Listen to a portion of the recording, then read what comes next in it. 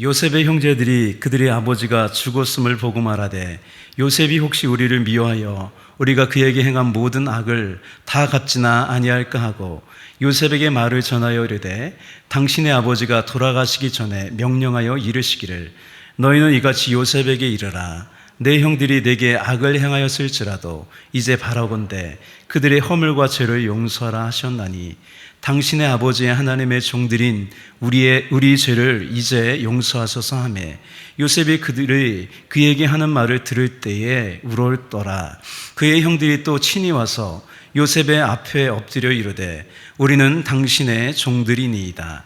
요셉이 그들에게 이르되 두려워하지 마소서 내가 하나님을 대신하리이까 당신들은 나를 해하려 하였으나 하나님은 그것을 선으로 바꾸사 오늘과 같이 많은 백성의 생명을 구원하게 하시려 하셨나니 당신들은 두려워하지 마소서 내가 당신들과 당신들의 자녀를 기르리이다 하고 그들을 간곡한 말로 위로하였더라. 요셉이 그의 아버지의 가족과 함께 애굽에 거주하여 110세를 살며 에브라임의 자손 3대를 보았으며 므낫세의 아들 마길의 아들들도 요셉의 스라에서 양육되었더라. 요셉이 그의 형제들에게 이르되 나는 죽을 것이나 하나님이 당신들을 돌보시고 당신들을 이 땅에서 인도하여 내사 아브라함과 이삭과 야곱에게 맹세하신 땅에 이르게 하시리라고 하고 요셉이 또 이스라엘 자손에게 맹세시켜 이르기를 하나님이 반드시 당신들을 돌보시리니 당신들은 여기서 내 해골을 메고 올라가겠다 하라 하였더라. 요셉이 110세의 죽음에 그들이 그의 몸에 향재료를 넣고 애굽에서 입간하였더라. 아멘. 오늘 창세기 마지막 부분을 봤습니다. 오늘 설교 제목은요, 모든 것에 감사하는 이유입니다. 모든 것에 감사하는 이유. 오늘은 추수감사 주일이에요. 오늘 본문은요, 창세기 끝부분인데 이 창세기 처음을 보면 세상의 창조와 인류의 시작을 기록하고 있죠, 창세기가. 이 창조에서요, 가장 특징적인 것은 뭐냐면 하나님께서 계속해서 만드시잖아요. 근데 끝나자 계속해서 좋았다 그래요. 보시기에 좋았다. 이 좋았다는 것은 토부, 선이에요, 선. 영어로는 굿이에요, 굿. 하나님은요, 창조의 마지막에 그 피날레에 사람을 만드시고요, 창조하시고 창조를 마쳤어요. 그리고 나서 심히 좋았다고 하셨어요. 하나님은요, 사람이 살 수 있는 모든 환경을 만드시고 사람을 만드셨잖아요. 사람은요, 에덴 동산에서 주신 것에 감사하면서 그렇게 살면 되잖아요. 그런데 하나님처럼 되고 싶은 거예요. 그 욕심 때문에 감사가 사라졌어요. 감사가 사라진 그 틈으로 마귀가 유혹하는 거예요. 야고보서 우리 말씀 볼까요? 1장 14절에서 15절. 오직 각 사람이 시험을 받는 것은 자기 욕심에 끌려 미혹됨이니 욕심이 잉태한즉 죄를 낳고 죄가 잔성한즉 사망을 낳느니라. 오늘 창세기 끝부분인데요, 이 요셉의 말에요, 감사라는 말이 없지만 요셉은요, 이 본문을 쭉 보면 하나님께, 또 부모에게, 형제들에게, 또 자손들에게 감사하고 있어요. 22절부터 요셉의 그 말년을 기록하고 있죠. 그죠? 창세기의 마지막이 요셉의 마지막인 게 얼마나 요셉한테는 영광이겠어요. 그죠? 요셉은요, 야곱의 12아들 중에 11번째 아들인데요, 형들보다 일찍 죽어요. 아버지 야곱이 그렇게 고생했다고 해서 살았는데 147세를 살거든요. 근데 요셉은 오늘 본문에 보면 110세에 죽어요. 그런데 요셉은요, 일찍 하나님이 데려가시는 것에 대하여 서러움도 원망도 없어요. 이렇게 창세기는요, 요셉의 그 사랑과 용서와 감사로 끝을 맺습니다. 우리 인생도 이렇게 사랑과 용서와 감사로 끝을 맺시기를 축복합니다. 누구보다 힘든 인생을 살았던 요셉인데 모든 것에 감사하는 이유는 뭘까요? 오늘 요셉의 인생을 통하여 그 답을 찾으려고 합니다. 그래서 요셉과 같이 우리도 모든 것에 감사하며 살아가는 복된 인생 되시기를 축복합니다. 아멘. 첫 번째 뭐냐면 갑자기 다가오는 고난이에요. 이 내용을 좀 잘 아실 텐데 여기 어린 친구들이 있어서 제가 하는 거예요. 예. 요셉은요, 야곱이 좋아했던 라헬을 낳은 첫째 아들이자 11번째 아들이었어요. 라헬이요, 늦은 나이에 요셉을 낳았어요. 또 라헬은요, 이곳으로 오다가요, 고향으로 오잖아요. 오다가 막내인 베냐민을 낳고 죽었어요. 얼마나 가슴 아파요, 그죠? 그래서 야곱은요, 어머니가 없는 요셉과 베냐민에게 더 마음이 갔어요. 이 부분을 창세기는 이렇게 기록합니다. 우리 볼까요? 37장 3절 4절. 요셉은 노년에 얻은 아들이므로, 이스라엘은 야곱이에요. 이스라엘이 여러 아들들보다 그를 더 사랑함으로 그를 위하여 채색옷을 지었더니 그의 형들이 아버지가 형들보다 그를 더 사랑함을 보고 그를 미워하여 그에게 편안하게 말할 수 없었더라. 좀 불편한 거예요, 요셉이. 이 당시의 옷은요, 신분을 나타내는 거였어요. 그냥 단순히 옷이 아니라 그 사람의 신분을 나타내요. 요셉만 귀공자 같은 옷을 입었어요. 야곱이 이렇게 요셉을 대놓고 편애한 이유는요, 아마도 엄마가 없다고 무시하지 말라는 의도가 있었을 것 같아요. 형들이 야곱을 이렇게 이해했으면 좋으련만 이 일은요, 미움과 시기심을 증폭시켰어요. 또 요셉이 형들의 미움을 받은 이유는요, 정직한 성품 때문이에요. 형들이 잘못하면 아버지한테 가서 말하는 거예요. 왜? 그냥 고자질하는 걸까요? 형들이 잘 되길 바라니까 그렇게 얘기를 하는 거죠, 그죠?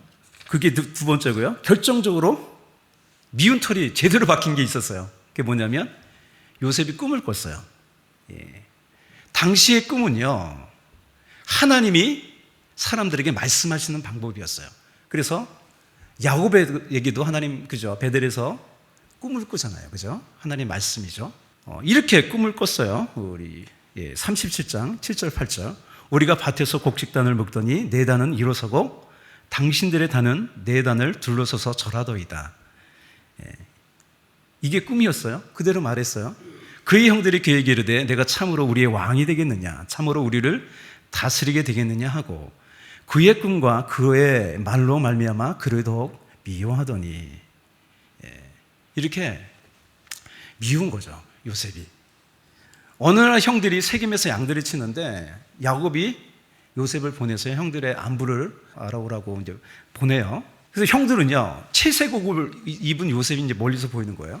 그래서 저기 꿈꾸는 자가 온다, 재수없는 놈이 온다고 하면서 아버지도 없고 이제 죽이기로 이제 모의하죠. 그래서 그를 죽여서요, 아버지한테는 짐승이 죽였다, 이렇게 서로 입을 맞춰요. 그런데 이 큰형 루벤이요, 그래도 장자로서 좀 양심이 있나 봐요. 직접 우리의 손으로 죽이지 말자, 그래요. 그래서 구덩이에 빠뜨리죠. 그래서 저절로 죽게 놔두자. 근데 또 누가 또 더 얘기를 해요? 유다가 그냥 팔자. 그래서 어떻게 됐어요? 노예 그 상인한테 팔아버렸죠. 요셉은요, 목숨을 건졌으나 졸지에 물건과 다름없는 노예가 되었어요. 요셉의 입장으로 보면 억울한 일이에요. 형들한테 잘못한 것이 없는데 어찌 되다 보니까 그렇게 된 거예요. 아버지에게 채색옷을 입혀달라고 때를 쓴 것도 아니고, 꿈도 원해서 꾼 것도 아니고 하나님이 주신 꿈이었어요. 아무리 그렇다고 해도 형들이 그렇게 하는 건 아니잖아요, 그죠? 갑자기 그의 삶에 고난이 찾아왔어요. 보디발의 집에 노예가 되었고요, 열심히 또 거기서 일해서 잘해서 인정도 받았어요. 그래서 여기서 고난이 끝나는 줄 알았는데 또 보디발의 아내가 유혹한 것을 뿌리치죠. 그래서 또 억울하게 죽을 날을 기다리는 왕의 죄수를 가두는 그 감옥에 갇혀버렸어요. 여러분은 어떠신가요? 나에게 갑자기 다가온 이유 없는 고난을 어떻게 봐야 될까요? 요셉의 얘기뿐인가요? 제 얘기를 잠깐 하자면 여러분도 우여곡절이 많죠, 그죠? 제 얘기를 들으면서요, 여러분의 삶도 한번 생각해 보세요. 힘들었던 일을 한번 생각해 보세요. 제가 군대 제대하자마자 큰 교회 방송 직원으로 이제 입사를 했어요. 제가 전자 자격증이 있어서 방송 직원이 됐어요. 큰 교회. 그렇게 18년을요, 한 분야에서 일했어요. 적성도 맞고요, 나름 그 분야에서요, 인정받는 사람이 됐어요. 그래서 어떤 업체에서 신제품을 만들어서 제품을 설명해서 초청을 했는데, 제 옆에 누가 앉았냐면 조용필 엔지니어가 앉았고요, 그 옆에 이승한 메인 엔지니어가 앉았어요. 그래서 그 음향이나 이런 것에서 어느 정도 나름대로 인정을 받은 사람이었어요. 그렇게 지내다가 42살에요, 하나님이 저를 목회자로 부르셨어요. 하나님께서 저를 부르신 것이 복이기도 했지만 갑자기 다가온 고난의 시작이기도 했습니다. 그렇게 일하면서 힘들게 7년 6개월을 신학 공부를 했어요. 그렇게 교회 직원으로 목회자로 7년을 지내다가 작년 봄에 이곳에 왔으면 좋겠다는 전화를 제가 받았어요. 전화를 받지 말아야 되는데 전화를 받았는데 바로 알았어요. 올 게 왔다. 가야 되겠다. 여러분, 어떤 사람은 그래요. 기도해보고 결정하겠다고. 그런 사람은요, 안 가고 싶은 거예요. 평상시에 기도하는 사람은 알아요. 내가 가야 되겠다라는 마음이 들죠. 그래서 이제 가겠다고 제가 통보를 했어요. 여기서 목회하던 사모에게 연락이 왔어요. 그동안 교회에서 월세를 내고 있었는데 건축주가 부도를 내서 교회가 경매에 넘어갔다는 거예요. 갑자기 겁이 나는 거예요. 경매도 제가 잘 모르는 데다가 누가 경매 받아서 나가러 가면 나가야 되잖아요. 그죠? 또 교회에 기존 성도가 있다면 문제가 될 게 없겠죠. 그죠? 성들이 많으면 뭐가 문제될 게 뭐가 있겠어요. 성도는 거의 없고 미래가 불확실하잖아요.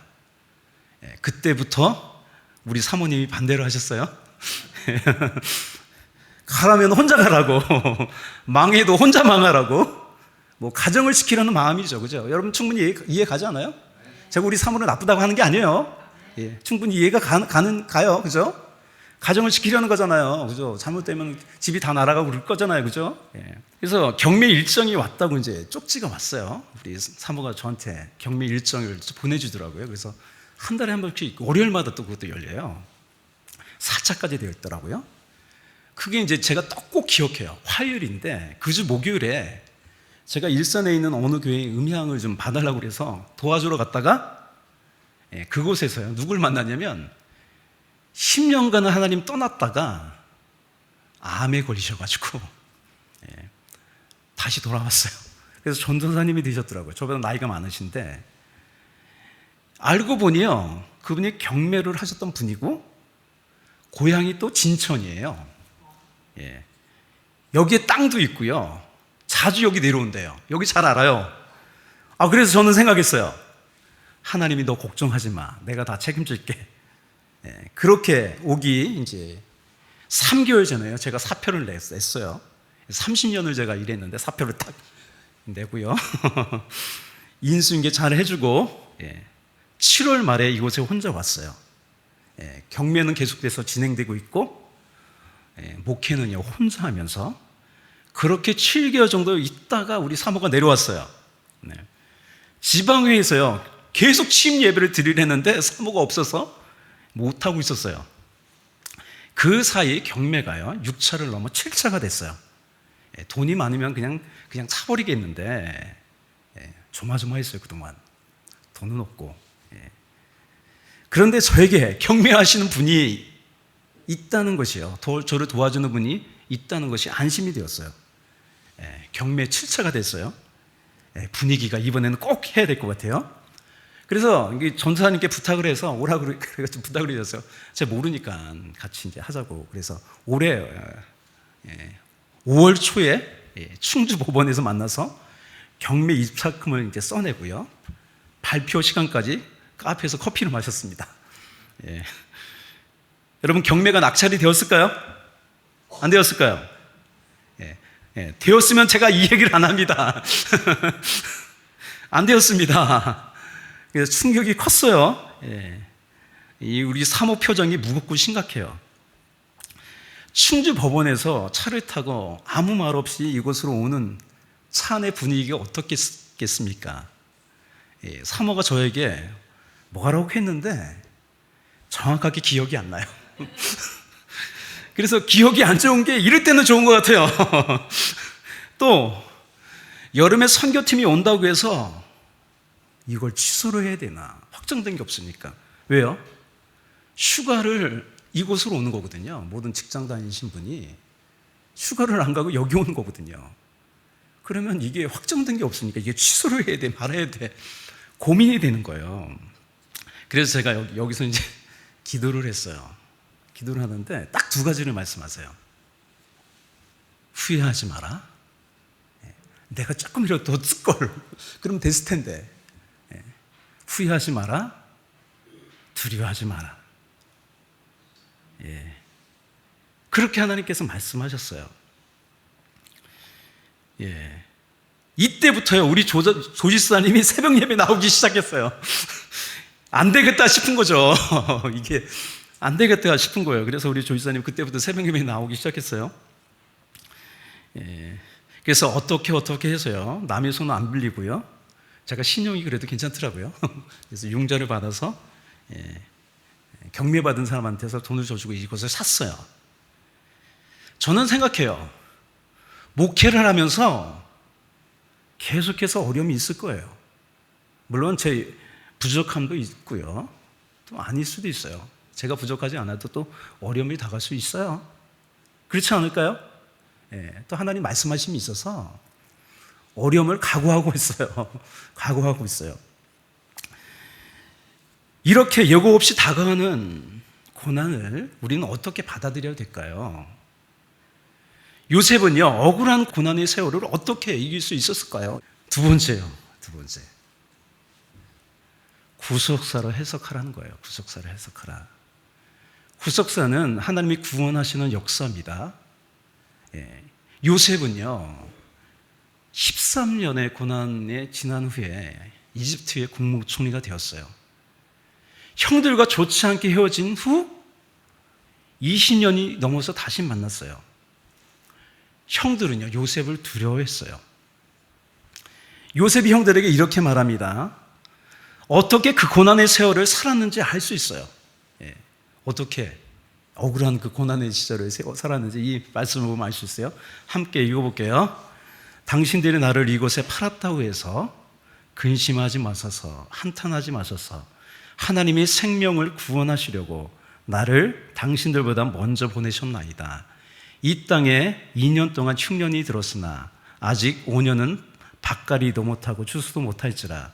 하나님이 큰 구원으로 당신들의 생명을 보존하고 당신들의 후손을 세상에 두시려고 나를 당신들보다 먼저 보내셨나니 그런즉 나를 이리로 보낸 이는 당신들이 아니요 하나님이시라.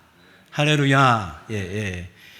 형들이 표면적으로 요셉을 죽이려고 했고 노예를 팔아서 이집트에 왔지만 이곳으로 보내신 분이요 하나님이시라는 것을 알았어요. 그렇다면 이런 믿음이 언제 생겼을까? 언제? 여러분, 채색 옷을 입을 때가 아니라 고난 중에 하나님을 만났어요. 여러분, 하나님의 말씀은요 빈들에 임해요. 광야에 임합니다. 고난 중에 하나님 만났어요. 채색 옷을 입었을 때는요 이런 기록이 없어요. 우리 창세기 39장 2절 볼까요? 이 보디발의 집에서 이렇게 되어 있어요. 여호와께서 요셉과 함께 하심으로 그가 형통한 자가 되어 그의 주인 애굽 사람의 집에 있으니. 야곱이라는 울타리 안에 있을 때가 아니라 노예로 홀로 있을 때 하나님께서 함께 하셨습니다. 그래서 자신에게 일어난 고난에 대해서요 형들에 대한 원망과 복수심으로 살지 않았습니다. 만약에 요셉이요 형들에 대한 복수심으로 그 분노로 살았다면 어떻게 됐겠어요? 그 인생이 막 살았겠죠, 그죠? 내게 오는 환경에 대해서 저주하면서 어떻게 보면 하나님에 대해서 저주하면서 그렇게 살았겠죠. 그러나 하나님 만났고요.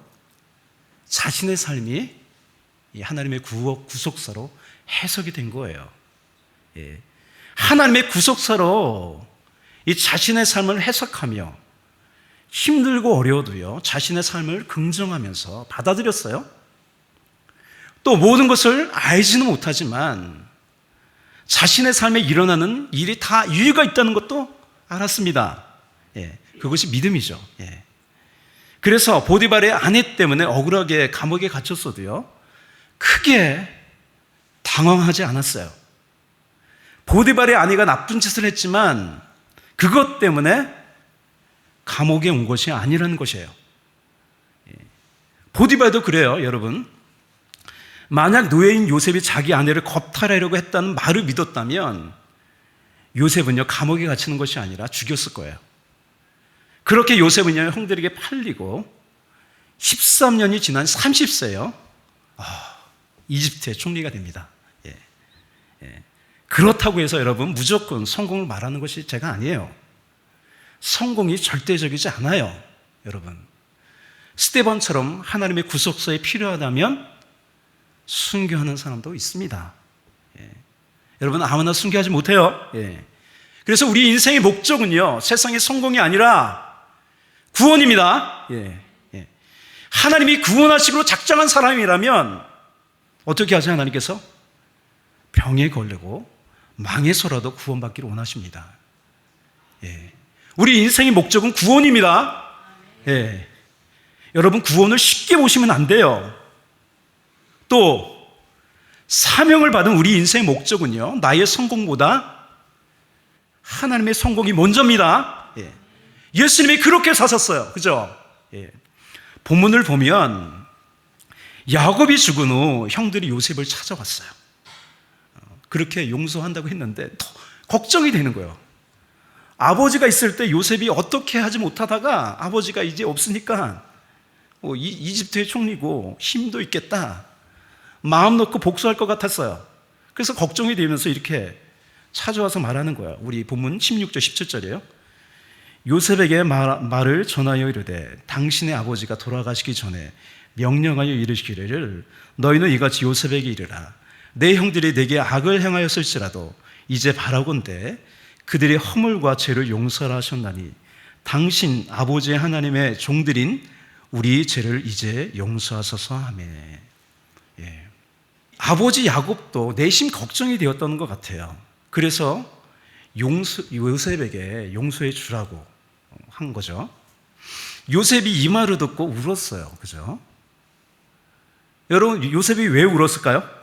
예, 억지로 내가 용서해 줘야 되니까 억울해서 울었을까요? 아니죠. 이미 요셉은 형들을 용서했고요, 형들에 대한 악감정이 없어요. 자신을 이집트에 보낸 사람이 형들이 아니라 하나님이라고 하잖아요. 그죠? 예. 예. 형들이 아직도 지난 일을 잊지 못하고 자신을 두려워한다는 안타까움과 불쌍한 마음이 있기 때문이에요. 예. 왜냐하면 요셉은요, 도리어 형들을 위로해요. 우리 20절, 21절 한번 같이 읽어볼까요? 당신들은 나를 해하였으나 하나님은 그것을 선으로 바꾸사 오늘과 같이 많은 백성의 생명을 구원하게 하시려 하셨나니 당신들은 두려워하지 마소서. 내가 당신들과 당신들의 자녀를 기르리이다 하고 그들을 간곡한 말로 위로하였더라. 아멘. 예. 여러분, 하나님의 구속사로 나의 삶을 해석하면, 그렇게 살아가면요, 하나님의 이 넓은 관점으로요 살아갈 수 있어요. 예. 용납할 수 있고요, 모든 일에 감사할 수 있습니다. 고난이 찾아와도요 오히려 더 감사하게 됩니다. 왜냐하면요, 하나님은요 고난을 통해 하나님의 구원을 이루시기 때문이에요. 할렐루야. 중요합니다. 이거 고난을 통해 하나님의 구원을 이루십니다. 예.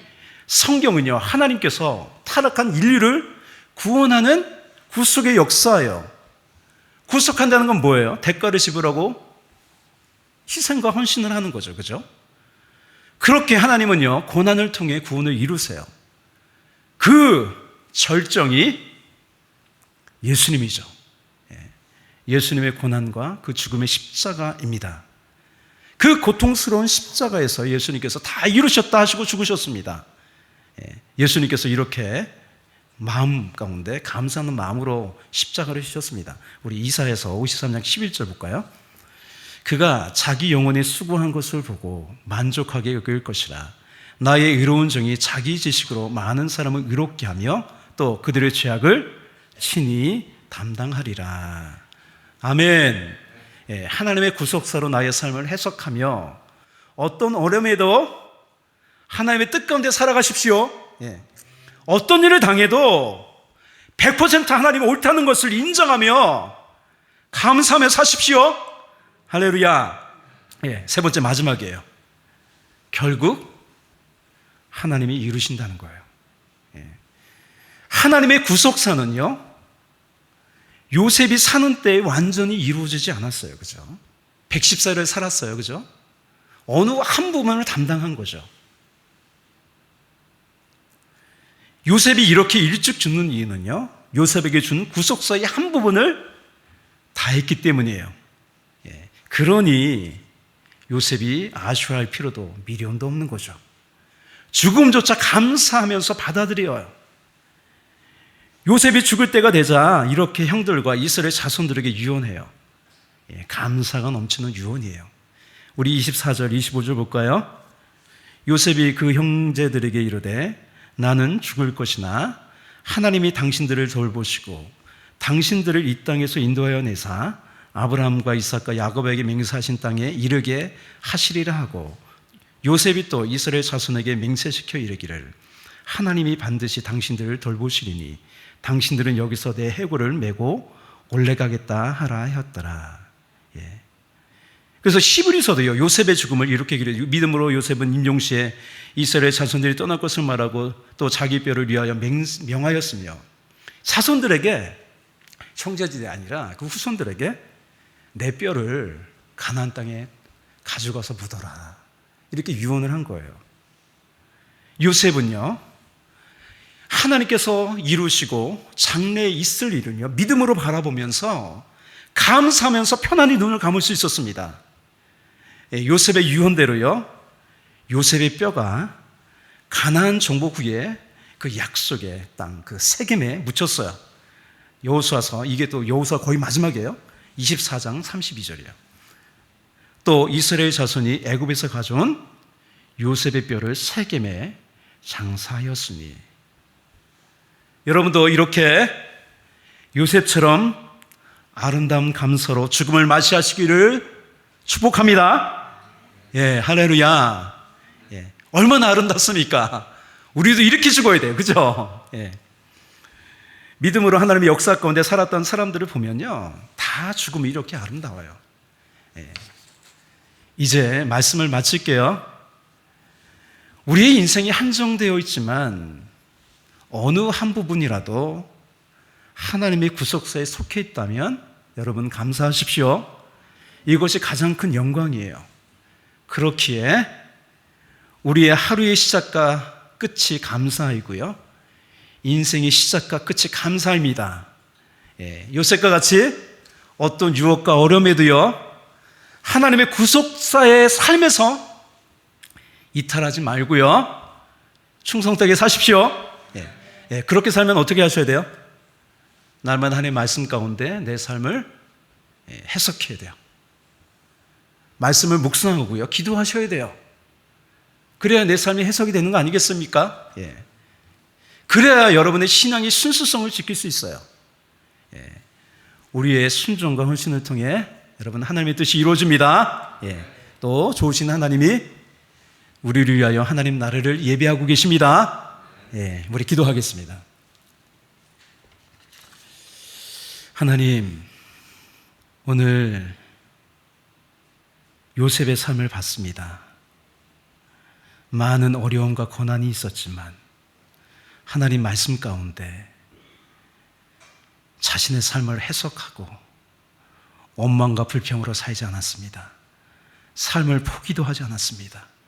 오히려 형들을 용서하고 그렇게 믿음의 삶을 보였습니다. 하나님, 우리를 부르시고 우리를 통해 하나님이 이루시는 일들이 있습니다.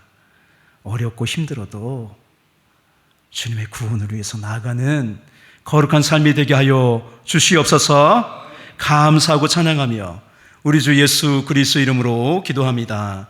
아멘.